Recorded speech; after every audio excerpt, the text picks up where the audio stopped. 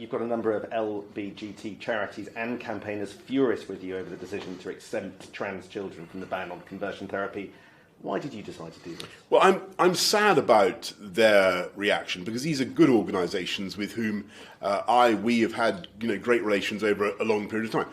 I'm very proud, by the way, of everything that I've done and our party has done to champion these issues. I was one of the first Conservatives to call for equal marriage. The Conservative government brought it in. I think when I became Foreign Secretary, I insisted that the LGBT flag should fly even in over embassies where other parts of the world where they didn't necessarily share our values. So I'm 100% committed to this, and we will have a ban on gay conversion therapy, which to me is utterly abhorrent. But there are complexities and sensitivities when you move from the area of sexuality to the question of gender, and I'm afraid there are things that I think still need to be worked out. I'm sorry we haven't been able to reach agreement with the organisations concerned, but that will in no way diminish our determination to tackle prejudice wherever we can. Was that a hint that you could still end up banning conversion therapy for trans children, or do you think that that's off the table now? Let me just say, because this is something that frankly, for people like me, it wasn't something I thought that I would have to consider in great detail. And these are novel concepts, and we've got to be clear about that. But I suppose I'll just make a few points.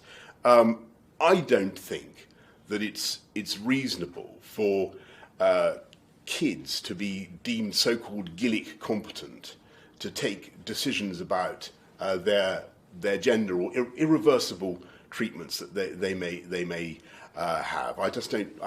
I think there should be parental involvement at the very least. That's the first thing. Second thing, I don't think that biological males should be competing in female sporting events. And maybe that's a controversial thing to say, but it just seems to me to be sensible.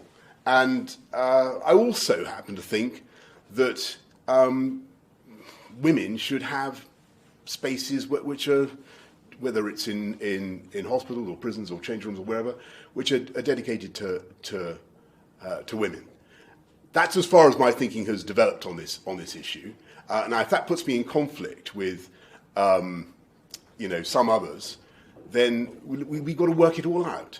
That doesn't mean that I'm not immensely sympathetic to people who want to change gender, to transition, and it's vital that we give people the maximum possible love and support in making those decisions. But these are complex issues, and I don't think they can be solved with one swift, easy piece of legislation. They've taken it takes a lot of thought to get this right. Final question, Prime Minister. You earn a decent salary. If you had some money left over at the end of the month, at the end of the year, would you consider donating to Eton, just as your Chancellor donates to Winchester College?